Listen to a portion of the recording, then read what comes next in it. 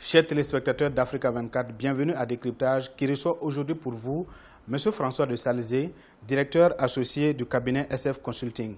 Consultant international en télécommunications, il a par le passé occupé les fonctions de directeur général des opérations de téléphonie mobile, Comium et Café Mobile. Avec lui, nous allons parler essentiellement aujourd'hui du développement des services financiers mobiles et notamment le mobile money. Le marché du mobile money en Côte d'Ivoire connaît une très grande croissance avec plus de 15 milliards de francs CFA de transactions par jour en 2016. Pouvez-vous nous dire comment ce marché se développe? Le marché du service financier mobile, qu'on appelle mobile money, en Côte d'Ivoire, croît, ou en tout cas a cru au même rythme que la téléphonie mobile. Aujourd'hui, on se retrouve autour de 22 à 23 millions de puces qui circulent.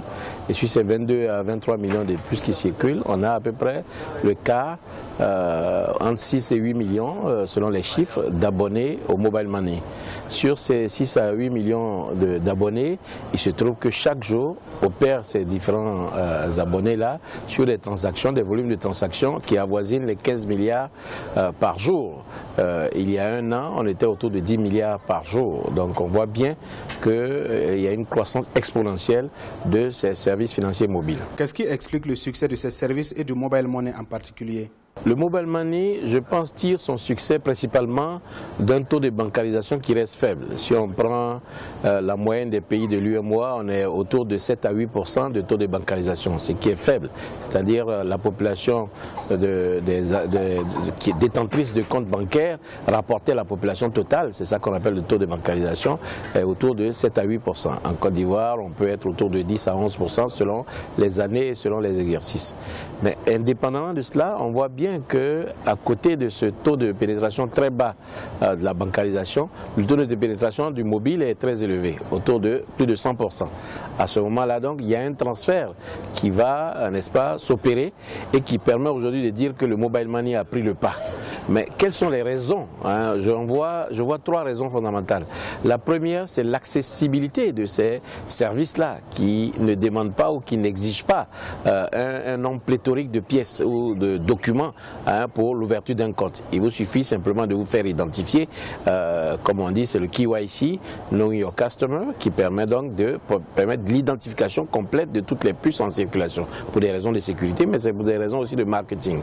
La deuxième raison tient au coût relativement faible des opérations de mobile money. On parle de 100 francs, de 200 francs maximum pour des transactions moyennes allant autour de 50 à 60 000 francs CFA, ce qui montre bien que le coût est relativement moins cher. Et puis dernière raison, j'allais dire, qui tient au développement aussi de la téléphonie mobile, qui fait que les distributeurs des services financiers mobiles se trouvent être les distributeurs ou les revendeurs du réseau de distribution des services télécoms, donc qui sont très accessibles. On les trouve un peu partout, avec des horaires qui sont beaucoup plus flexibles que les horaires, bien sûr, des services financiers classiques. Aujourd'hui, quels sont les bassins de croissance de mobile money? Parce que jusqu'à présent, on assiste plutôt à des transferts d'argent. C'est vrai que le mobile money est né initialement, ou j'allais dire à l'origine, pour le transfert d'argent. Mais de plus en plus, il s'étend aux différents moyens de paiement du commerce en général. Et donc quand on parle de commerce, ça veut dire même que vous pouvez aller dans des pays comme le Kenya, où on peut acheter une bouteille de sucrerie, on peut acheter des aubergines au marché, on peut acheter n'importe quel produit, son titre de transport, en payant par mobile money. Donc on voit bien que les usages au niveau du commerce vont tirer aussi les usages du mobile money. À côté de cela, il y a le mobile commerce ou le e-commerce en général, qui est aujourd'hui, quand vous prenez toutes les sociétés qui font du commerce en ligne, le premier moyen de paiement dans nos pays reste le mobile money ou alors le paiement à l'arrivée, ce qui n'est pas le cas des pays européens ou occidentaux où le premier moyen de paiement reste la carte bancaire. Et le monde agricole, peut-il tirer profit de ce service financier décentralisé? Nous avons organisé un séminaire il y a quelques mois de cela où nous avons travaillé sur ce thème particulièrement parce que quoi qu'on dise, l'économie de la Côte d'Ivoire est basée sur l'agriculture.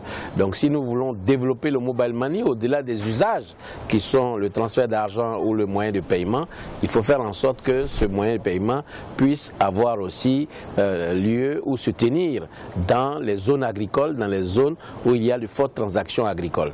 Donc c'est vraiment le vecteur de croissance future du mobile money. C'est d'ailleurs à juste titre que tous les opérateurs, les banquiers s'intéressent à ces nouveaux moyens de paiement. On assiste à une synergie ou une convergence de métiers entre la téléphonie mobile et la banque. Comment cela peut évoluer ? Quand on parle du développement du mobile money, c'est vrai que les acteurs principaux sont les opérateurs mobiles, mais il faut regarder l'écosystème en général. Donc il y a les banques d'un côté qui initialement étaient simplement des spectateurs dans le développement du mobile money. À l'origine, ces banques-là servaient seulement de garants financiers pour la BCEAO qui comptait sur ces opérateurs-là pour sécuriser les opérations de mobile money. Depuis l'année dernière, la BCEAO a mis en place une batterie de réglementation, une batterie de mesures réglementaires tendant à faire en sorte que les opérateurs séparent les activités de télécom des activités foncièrement de mobile money. D'où le recours à des structures à part entière qui ne font que ça. On va voir donc que le rôle des banques va s'amenuiser et donc pour les banques, pour jouer leur rôle d'intermédiation financière, de collecte des ressources financières, se rendre compte qu'il est important pour elles de tout de suite se mettre en conformité, de se mettre dans les rangs pour tirer une partie de ce magot-là. Donc d'où des lancements de certains services spécifiques, mais à mon sens qui restent marginaux par rapport aux besoins réels des populations qui utilisent les transactions du mobile money. Quels sont les risques? N'y a-t-il pas de façon spécifique un risque de fraude?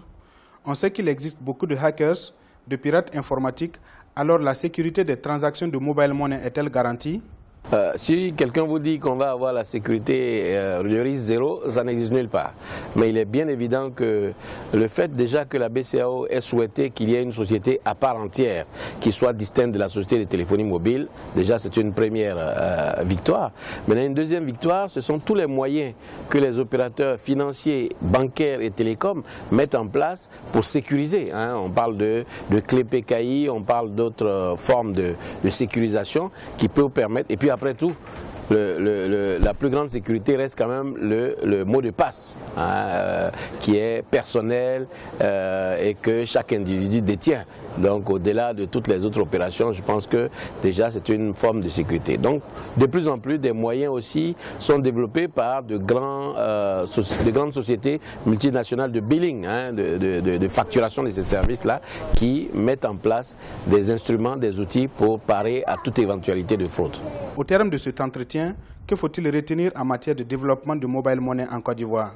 Donc nous pensons que le développement du mobile money a un avenir en tout cas prometteur dans nos pays, surtout avec des taux de bancarisation qui restent faibles, avec des efforts qui restent timorés pour les banques pour faire face aux besoins financiers, aux besoins d'inclusion financière de la grande majorité de nos populations qui sont soit pas lettrées, soit pas dans les zones urbaines. Donc il faut asseoir une batterie de mesures pour accompagner cela. Donc je pense que le mobile money a un avenir prometteur. Maintenant, il faut le fiabiliser pour donner toute la confiance à nos populations qui continuent de croire en ce nouveau moyen de paiement.